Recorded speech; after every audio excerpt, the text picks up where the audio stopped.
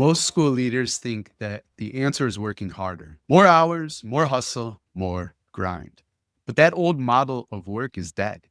In an AI accelerated world where efficiency is a commodity, what actually sets you apart isn't effort, it's original thinking, creative play, and the courage to let go. The uncomfortable reality, you might be the biggest bottleneck in your organization. Not because you're incompetent, but because you're holding on to everything you're really good at.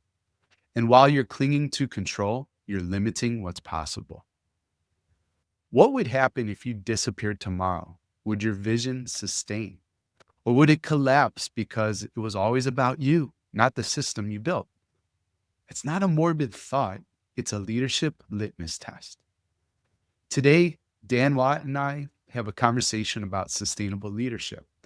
It's about testing what happens when you work less, think deeper, and dare to fire yourself from the things you love most. Because the leaders who transform education, they aren't the ones grinding the hardest. They're the ones brave enough to play a different game entirely. Hey, I'm Danny Bauer. This is Better Leaders, Better Schools, the original Ruckus cast for visionary leaders who want to do school different. That means we're reimagining the project of education, yes, within a traditional system, so that we create campus experiences worth showing up for. Thanks to ruckus makers just like you, this show ranks in the top 1% of nearly 4 million worldwide podcasts. So thanks for pressing play. We'll be right back with the main content after some messages from our show sponsors. Want to know how top schools create collaborative learning environments that actually work? ODP Business Solutions has equipped innovative educators for over 3 decades. Visit odpbusiness.com/education and let's make a ruckus together. That's odpbusiness.com/education. Strong school culture doesn't happen by accident. It's built through meaningful support and opportunities to grow. Frontline Education's 2026 K-12 Lens Report explores how districts are connecting professional growth to stronger staffing outcomes. Visit frontlineeducation.com/leaders to see the full report. That's frontlineeducation.com/leaders to see the full report. IXL takes the guesswork out of lesson planning for teachers. IXL's ready-made lesson plans are aligned to your textbooks and state standards, so teachers can turn to IXL for the exact content they need to help their students. You can get started today at ixl.com/leaders. That's ixl.com/leaders. There's a framework I built called the Ideal Week. It saves principals about 10 hours a month once they implement the system. Digital Danny can walk you through your version of the Ideal Week tonight. Create your ideal week and more at myprincipalcoach.com/ruckus. That's myprincipalcoach.com/ruckus. Good morning. Good morning. Good day. Could be good afternoon. Yeah, wherever Good you evening. are and whatever time it is that people are watching this. Yeah. It might be like 3 a.m. somewhere. Who knows? Exactly. What time is it in Hong Kong? Yeah. Well, Absolutely. nice to see you. For folks that are just tuning in, my name is Dan Watt, and I'm a principal and coach in Prince George, British Columbia, Canada. And Prince George? yeah, Danny and I are experimenting with podcast over the last little bit, where we're flipping the script, and I'm interviewing Danny. So you all know Danny, but do you want to take a minute to introduce yourself? You know, I'm working on a new story. Did you see it on WhatsApp? I did. Actually, I meant to ask you about that. What's that about? Well, why not? I'll share it. You know, this is new. But we'll see how it goes. So our students are bright, right? Absolutely bright. Their potential's limitless, but at times I've realized that student potential and performance doesn't always match up, and this is a problem. So I'm in the library of Brooks College Prep on the far south side of Chicago. And about 10 minutes into a staff meeting, which is the topic is student engagement, right? And achievement. My colleague, the band teacher, I don't want to reveal his name, he just straight up falls asleep, right? At his table, head down, like snoozing. Okay. And to me, I'm thinking this is like an 11th grade kid in an English class, totally disconnected from Shakespeare and that old version of English. So I look at the principal who's leading this meeting, and you know, either he doesn't see it, he's ignoring it, doesn't feel comfortable. I don't know, but he continues his talk, and he's not addressing my colleague who's asleep. And I look into the staff, right? Because I'm just wondering, like, how are people processing this? And some of the folks are still looking at the principal, but if I'm honest, most are looking at their colleague who's like asleep and they're in disbelief. Like, how is this guy just sleeping in a staff meeting? And at that moment, I'm imagining all the conversations and inappropriate things that are going through their head, right? I won't say what I think they're thinking on this podcast. So I look back at my principal, still nothing. And at this moment, the band teacher is snoring, right? So not only is he visibly asleep and just, he is knocked out. He is in dreamland. And I realize I've got to step in. If the principal's not going to address this guy, it's up to me to wrestle this dude, like, wake up, right? Get up. So I realized when I was in high school, my mom had this really strange way of waking me up if I overslept. And she would spray me with a water bottle. Effective, right? It was very effective. It shocked me awake every time. And I think about that, but I don't see any water bottle and hands distance away. And we have a very strong union, at this school. And I think, that wouldn't go over very well. So instead of using the water bottle, Dan, I decide to use the oldest tool in every teacher's tool belt. I use proximity. And I just grab his shoulder and gently, nudge him to wakefulness, to consciousness. And I say, "Are you okay, Mr. So-and-so?" And this guy, in shocking candor, responds to me, "I'm so sorry, Mr. Bauer. I was up late last night playing Call of Duty," right? The military video game. And listen, I love video games, right? But I'm shocked in this moment because how is this guy playing games not able to regulate like who he is, and maybe regulate's not the right word, but having some boundaries that his video game playing is impacting his performance on campus, and he's asleep. Unbelievable, I think, right? And here we are in the staff meeting discussing student achievement, student engagement, and we've got my sleeping colleague. And I think, how can we expect students to be engaged in campus experiences when the leaders, the educators, are disengaged themselves, And since then, that was like a pivotal moment for me. Since then, I've been really thinking about how do we do school different, which, that means reimagining the project of education within traditional settings so that we create campus experiences worth showing up for.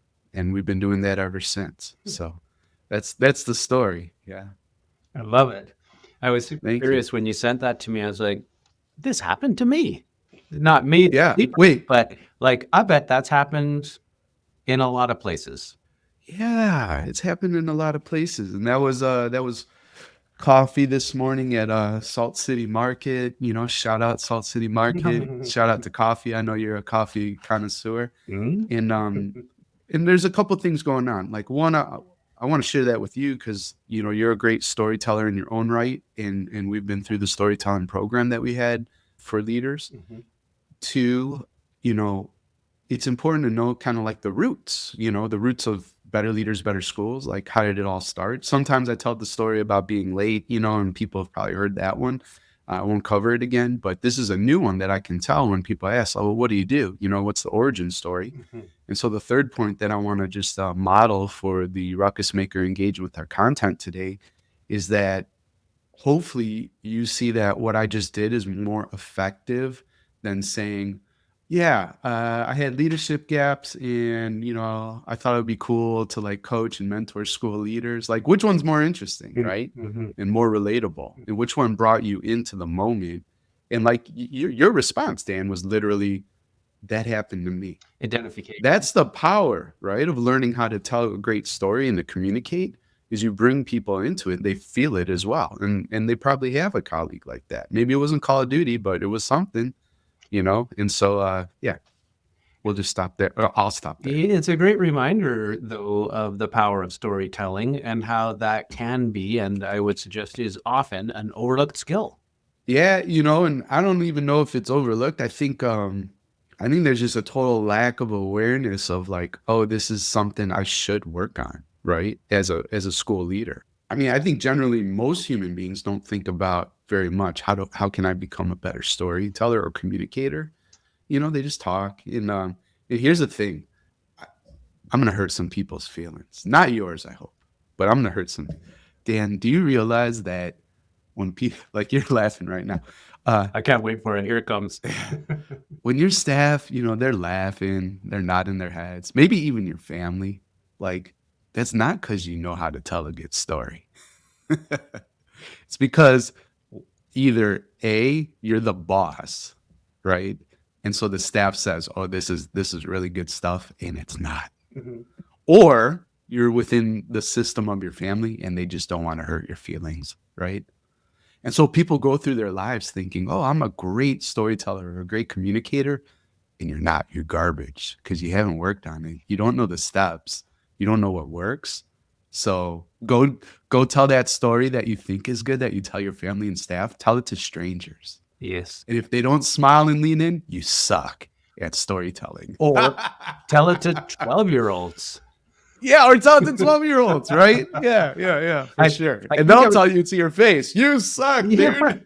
I think I was telling you the other day how I walked into a grade 7 classroom and started telling the story about the great Barcelona ham caper. And Yeah. You were saying I that. had no intention of telling the story, but Yeah, I just needed to keep them on the hook for a couple minutes till a teacher came back in the sure. room. And just Yeah. sharing that kind of bizarre title, I had them on the hook. Everybody was looking at me. Mm, I could tell that they were paying attention and they weren't fiddling with something in their desk or neat. yeah. So I think you're right. Sometimes the audience is glazed over, but you also know when you have them on the hook, hey? That Yeah, for engagement. sure. Hmm. Absolutely. That engagement piece is important. Hmm. Well, thanks for sharing that story with us this morning because I've actually been thinking about that the last couple episodes that we've been recording. It would be great to share a story and sort of riff on those ideas. You talked about student engagement and a campus experience. I had a great hot seat with a mastermind member last night about staff Yeah. engagement, and he was super curious. We ended up using Digital Danny, My and man. we put the question into Digital Danny and got some great outputs. But it was really interesting too to be iterative about the process. And what was great was that fella on the hot seat was super engaged Mm, in that moment.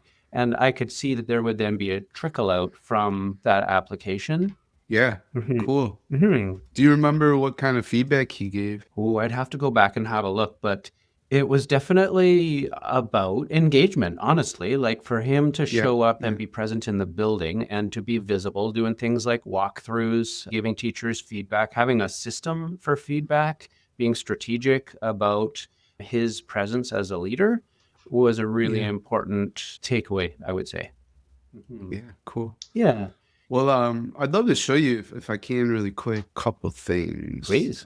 We'll like metacognitively talk about this because some people might be listening instead of watching, which is fine. If you want to watch along, by the way, go to YouTube or I think we're putting the videos on Spotify too, which are super cool. Awesome. You haven't even seen this yet. This is a new website redesign. Mhm. So it's going to be live probably by the time this show it is live. Sanaya's been working on it, but that's kind of cool. There's some things to clean up here or whatever, but overall, it looks a lot more modern. Mm. But since we're talking about Digital Danny, all I want to say when people go to betterleadersbetterschools.com and I think under engage, There's on-demand learning. There'll be coaching and mentorship and speaking. Mhm. Under coaching and mentorship, it'll say Digital Danny will be right here.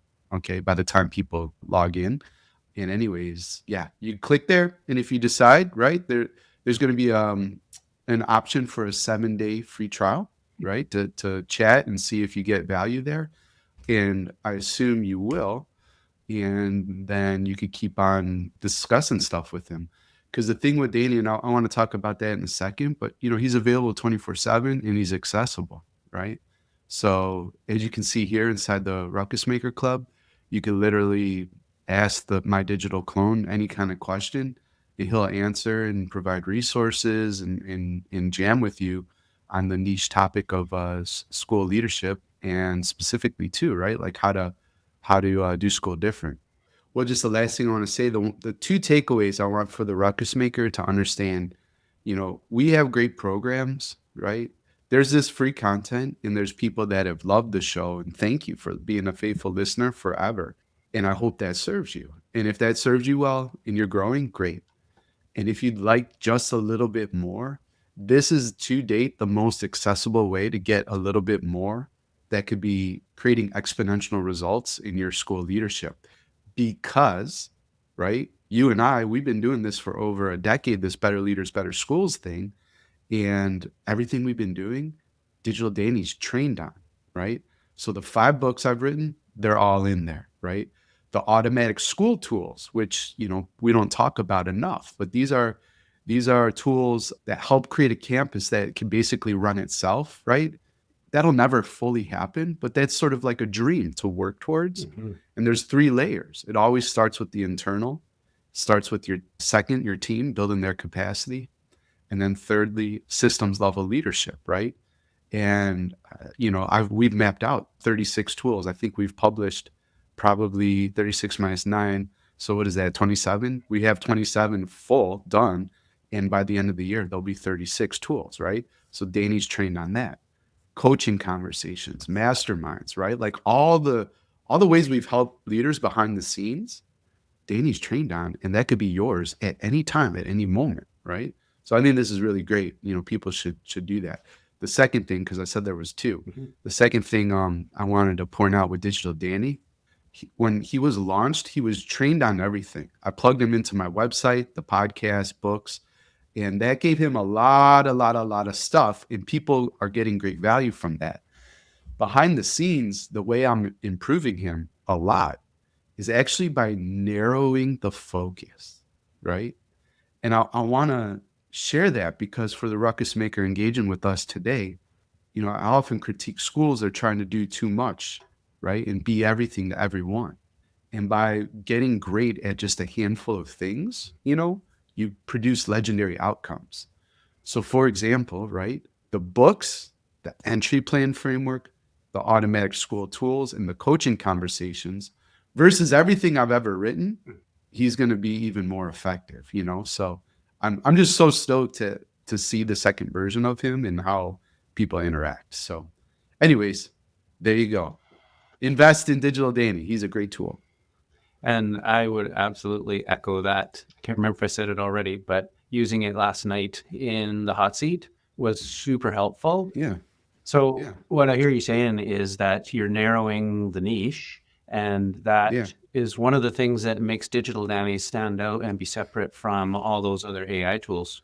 Right. Because all the other AI tools have, they could search the web and have a big. The thing that makes AI and LLMs work is something called a context window. I don't know if you've ever heard that Yeah. or know that, Yep. but basically, if there's a lot of context, you're gonna get a lot of general information. It's the specialist versus the generalist, right? Exactly. And so if we keep the confines, the constraints are a beautiful thing on our frameworks to help school leaders, ruckus makers do school different, that's what it specializes in, Mhm. And so if that's something that excites, a school leader paying attention to what we're doing here, it's going to outperform ChatGPT, Claude, all the stuff at all times. Also kind of weird. I mean, you can make it talk to you and people are like, oh, it sounds like you, Danny. Well, yeah, I mean, I recorded my voice, right? It's cloned my voice as well. But that's kind of interesting. In I mentioned accessibility, right? People work with us one-on-one. People are in your resilient leader program. People join the mastermind. They should do all these things, but sometimes folks are like, well, that's just a bit out of reach. I don't have either the time or the money. This solves both problems. It's affordable and it's available literally 24/7 as long as you have an internet connection. So, yeah. So do you really want to change? Do you really want to grow? Now, oh no, don't talk about that, Danny. Don't say that. Don't push me there. Well, and don't get me started on I don't have enough time. Yeah. It's funny. One of the questions that I wanted to ask you about today is it's kind of bridges off of that, like not having enough time, being stuck in the daily Oh, sure. chaos. Yeah. It's that soul sucking that we sometimes feel or hear expressed. Okay. The hearing you talk about developing Digital Danny and maybe not rebranding, but relaunching the website with a modern look, it sounds like you're having fun playing right now. Yes. Yeah. And For sure. well, I For love sure. that. Like that to me is a shift. Maybe it's how you operate, but it sounds like a way of being that you have become, maybe, and that it's a play, Mm. not a grind. How did you discover that? The play piece and like having fun. Yeah. Well, you've heard the rule number 6 story, and I don't think I'll reshare it here, but that's a core component of what we do is like the work is serious, but you don't have to take yourself seriously, right? So that's important. I've told a story too. The 10-second version is the way I wrote my first bestsellers. I stopped writing and I started walking, right? And let my mind wander out in nature with Alba on these hikes. And the ideas came. So I also had a business coach and he was right. He said, if you work less, you'll make more money. What? So what all those things are pointing towards, like the wisdom and truth there is that, I mean, you can be, if you want, the person who's like, I'm gonna put in more hours and more effort and whatever. That is an old model that used to work. Today it's radically less effective, especially since AI has supercharged, people's efficiency and productivity. So now what really sets you apart is like original ideas, and creativity. And it's not necessarily that you just work hard. That's nothing. AI can do that. Plus, I've just realized, right? Like when I'm talking to my therapist and that kind of thing, he's always asking me, well, how's that feel in your body, right? Because it's really easy to live up here a lot, but so much between your sort of your belly and your heart. That's like where maybe a lot of decisions should be made. And I just feel better having fun and playing. Like, I don't know, is that a radically crazy idea? Like, I would think that most people would say, yeah, I like having fun and not taking stuff so, you know what I mean? So seriously and playing around. So that's part of it as well. I've told stories like, I mean, I've worked with Matthew Dix on storytelling. That's fun. I'm doing improv, right? I told that story to you too. Was that in The Confident Principle or something else? Maybe it was a storytelling thing. But the gist of that one was like, oh, I realized, I have hobbies, but they've kind of been deprioritized. So let me bump them back up. Yeah. So that happens. You just get busy in life, as a school leader, maybe you have kids. Like it's really easy to just be doing like the stuff, but nothing for yourself. And so improv, guitar lessons, writing, all this stuff, and it unleashes creativity that benefits people in my work. I had a fire coaching session with a principal out in Delaware yesterday. And I think part of that too is because I'm refreshed. I could come to her like filled up, and I'm constantly reflecting on how to make the process even better, and changing parts of it. So always getting, a little bit of improvement. So yeah, I think that answers a lot of what you're asking there with play and that kind of thing. What I'm taking away from that is work less. Yeah, probably. I mean, I recorded a podcast with this guy, Will Campbell. What a lucky dude. He runs this school called Franklin out in Jersey City. It's independent.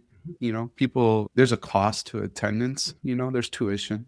And so they don't have all of the constraints a public school would have. Mm. And they're able to really dream big.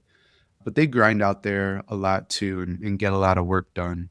Why am I even bringing him up? I don't even know. What did you say right before this? Well, work less. Uh, and it was just like, yeah, it was within that conversation with him.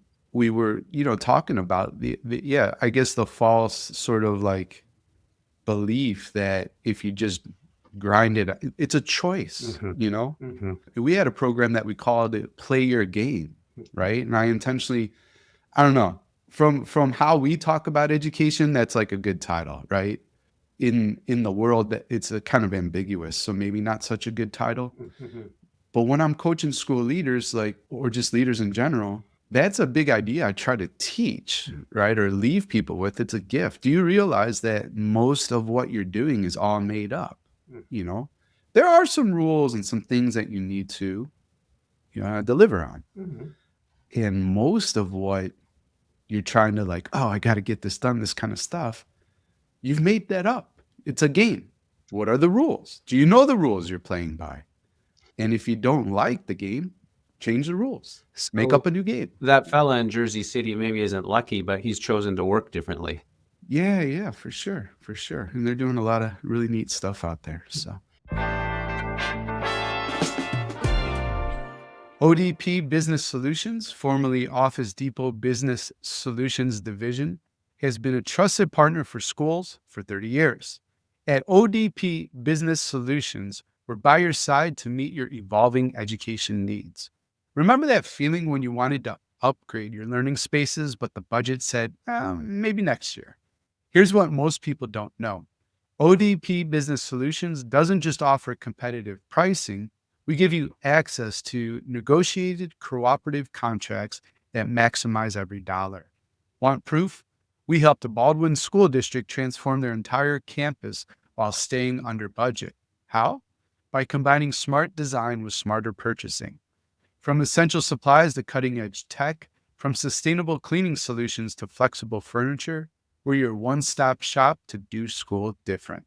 And the best part, you can get it all from a single supplier. That helps you simplify ordering and streamlining budgeting while staying compliant with easy access to cooperative contracts. However you want to advance, ODP Business Solutions has 30 years of experience helping districts like yours get ahead. Visit odpbusiness.com/education to learn more. That's odpbusiness.com/education. Your school's culture shows up in the little moments, how supported people feel, how connected they are, and whether they believe they can grow. Frontline Education's 2026 K-12 Lens survey report found that retention, not just hiring, determines staffing stability. And districts with easier hiring are more likely to have professional growth that is structured and automated. Nearly half of districts that manage professional growth with software report easier hiring versus 30% that don't. If you're building a campus where great educators want to stay, download the full K-12 Lens report. You can get it at frontlineeducation.com/leaders. Get that full K-12 Lens report at frontlineeducation.com/leaders. What makes an assessment effective? I would argue giving teachers access to quick, reliable, and useful results that inform the next best steps for teaching. And that's where IXL really stands out. Teachers get powerful insights into student performance on a daily basis so they can address issues the moment they arise. Imagine that, adjusting instruction in real time before it's too late. Your teachers have a tool that helps them be even more effective. And your students, they grow and they grow. Check it out for yourself at ixl.com/leaders. That's ixl.com/leaders. One of my favorite moments in coaching is when a principal realizes they don't have a problem, they just have a problem someone else has already solved. Meaning there's an automatic school tool that I've built for it. They just didn't know which one to grab. Reactive calendar, then use the ideal week. New principle, trying to figure out the first 90 days, but then you go to the entry plan. Bottleneck happening in your own office, that's a lead domino conversation. I've built 36 tools across the automatic school framework. Most leaders don't need more strategy. They need the right tool applied in their exact situation tonight. Digital Danny does the diagnosis. He knows every tool I've ever built, when to use it, and how to walk you through it for your campus. You get started with Digital Danny at myprincipalcoach.com/ruckus. That's myprincipalcoach.com/ruckus. I took you up on a book suggestion, and I've been reading Seth Godin's Oh, this is It's strategy? a Strategy. And I came across a quote last night, which I'll garble, but it made me think of you because you often say you can't pour from an empty cup. Mm. He had something that sort of extended that metaphor that if your cup is overflowing, you're of no use to anyone as a school leader. So we're constantly having all these inputs, making 1,000 decisions a day and always on the run. If our cups are overflowing, we may not be of the best service. And so I really like the change up of that metaphor. Can't pour from an empty cup, and my cup can be overflowing at the same time. Interesting. Yeah, I've never heard that, but he's always definitely taking a new perspective on stuff. So Yeah, he's got a million of them. yeah, for sure. So something that I'd like to bridge on, you mentioned this fella in Jersey City and how lucky he is. And Mhm. that reminds me, like this idea of you can't pour from an empty cup. What's filling your cup? You are a joyful fella. You got some great hobbies on the go. You're building a life that's evident through our interactions. And I'm curious, what's fueling your bigger vision for the next decade? Well, yeah, I mean, all the creative stuff, right, definitely helps. And that's sort of like just, especially improv, has lit a new fire in me. Every school leader should do it, honestly. Even just one class, there's another school leader, chief academic officer of this micro school network. She's totally awesome too. And I'm like, her husband said you need to do improv, and so I was been pushing her. You need to do improv too. She's so like a little bit nervous about it, but it unlocks so much stuff, right? Like if you learn the ideas of playing and yes and that everything is a gift, right? And you sort of lose your like fear of failure. Improv, like you're going to be goofy at. Well, you should, I think at times. And when you sort of like lose that, maybe a better way to describe it, I forget the dude's name, but that guy that just climbed that big building in Taipei, is that where it was? I didn't hear that. Oh, you didn't hear that one? Well, he also scaled what was that mountain? El Capitan, I think. In Yosemite? Yeah, Mhm. And he did it free. He did documentaries called Free Solo. Yeah. So he did it without ropes and all that kind of stuff. He just, insane. I'd be very scared of that, right? And supposedly they've done a brain scan. His amygdala is like smaller, right? So his ability to be afraid is hampered. So I have that for improv. I don't have the fear of failure, but fear of climbing, right, would be something and dangerous. So I don't recommend the free solo stuff. But imagine like how much more you could be, right, in all the spaces if you didn't have that fear, Mhm. and it just is going to unlock something for you. So hopefully that metaphor is sort of worked out. But yeah, that's something I think about.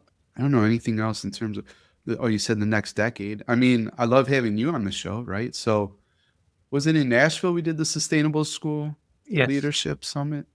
I drew a little picture, right? I don't know if you remember. It was in the intro talk, the welcome talk that kicked off the event. But basically it was like create something cool, give it away, train others, give it away, fire yourself, and then create something cool. So there's some stuff I want to be working on in the next 10 years, but I'm currently thinking about like how can I fire myself from this show, right? And you're a part of that, and we'll see if there's others. but I'm thinking deeply about that, Mm-hmm. not because I don't like it or it's a grind or whatever. When I fired myself from the mastermind, my fear was everybody will leave, but I also wanted to know, is what we built here something real, or was it about me and whatever I brought to the table? Mm-hmm. And I didn't want it to be the latter. I was afraid of that. And what I found was, by giving away the mastermind to you all, the coaches, right? It's sustained and it's become better because now there's more people with your own ideas on how to run it and improve it. And you share, talk, and whatever. And the leadership lesson there for the ruckus maker, if you're still with us, right? The leader's the chief opportunity and bottleneck, to every organization. Mm-hmm.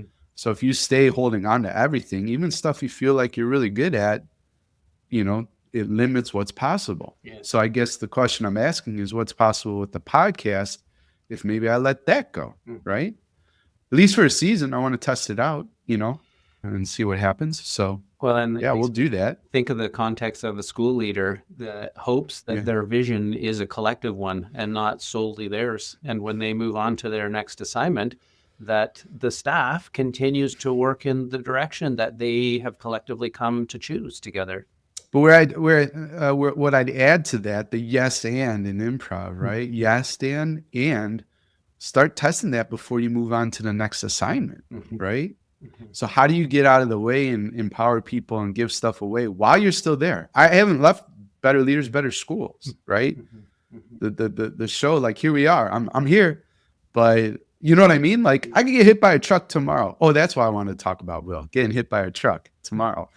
So, but you know what I mean? Like, you don't know. Everybody has an expiration date. You don't know when it's going to happen, and or if you're moving, if you don't want to be morbid, okay, you're going to move school positions or whatever. Like, give stuff away before you're forced to. So that's something I'm thinking about. But anyways, that had to do with Will, and why I brought him up is because that context of understanding the finite to our leadership or to our life or whatever, that gives good perspective as well, and at least allows me to play more and have more fun, because you could be the guy or the gal, like, grinding and putting in more effort, and it's like, was that the best use of your time? And I told Will, and same thing I'll tell you right now, is anybody going to be listening to this in 50 years, right? 100 years? I don't know. Maybe. 200 years? Probably not. Maybe if something really crazy happened. But you know what I mean? Like, 1,000 years? If somebody's listening to this show in 1,000 years, like, hey, like, cool. I'm glad we made it. Like, that's a surprise to me. But in all respects, probably not. So just have fun with the time you got. Yes. Like, and have fun and be full in all the places you exist, because it's precious. Yeah. Don't you realize that? It's really precious. Yeah. So People think we're talking about school leadership. We're talking about, like, philosophy of life. totally. Well, and you got me thinking. I started reading The Long Game last night, the next book that we're reading in the mastermind. And she actually talks in her introduction about a coaching consultant who works with a royal family. And that royal family was talking with their leadership consultant and coach and financial planner, essentially all wrapped up in one. And they're not thinking about quarterly results or annual results. Success for them is generational results. And so when you say, will anybody be listening in 50 years? I don't know. But that is a long game to think about. Yeah. Actually, I love that challenge, because I guess the perspective I bring is still valid. But what I'm hearing, that's really interesting. Something to noodle on. Not that needs to be the goal, but if we were going to build whatever this is, right, and however we help schools, school leaders, if we were going to build that for a 200-year result or 1,000-year result, what do we need to change today? And that's interesting. That's an interesting question to noodle on. Because this is a 10-year celebration, this experiment. 10 years of Better Leaders, Better Schools, and this podcast being in the top 0.5% globally. Hey, That's something. It has me we thinking, did all right. where's it Yeah, going in the next 10 years or 50 years? What's the yeah, audacious outcome that you're building towards? Or maybe the right on. scary, exciting one. Yeah, yeah, yeah. No, that's what we're thinking about, right? Totally. Huh. Loving it. Well, yeah, we've talked about a couple different things I wanted to just loop back to. I really like your Mm, idea about, you said work less, but I think you're also indicating think more, feel more, be mm, present. You mm, talked about creativity and how that can unlock potential. And also, I really like the words you used, what's possible, and connecting that to the idea of go out and test it. mhm, mhm. Yeah, absolutely. Everything's an experiment. It is. Well, thank you for joining me on this experiment today, Danny. Mm. It's been My pleasure. Thank you for leading a great conversation. oh man. Hey, Ruckus Maker, thanks again for pressing play. I hope you enjoyed this show as much as I enjoyed recording it. And before you go, if today's episode shifted something for you, where you want to do school different or you have a new idea about education, then I want to invite you to subscribe to ruckusmakers.news. That's our newsletter. And you get 3 new opportunities to do school different every week sent to your inbox. It's trusted by over 5,000 school leaders. And if you want to reimagine education within a traditional setting so that you could create a campus experience worth showing up for, subscribe for free at ruckusmakers.news.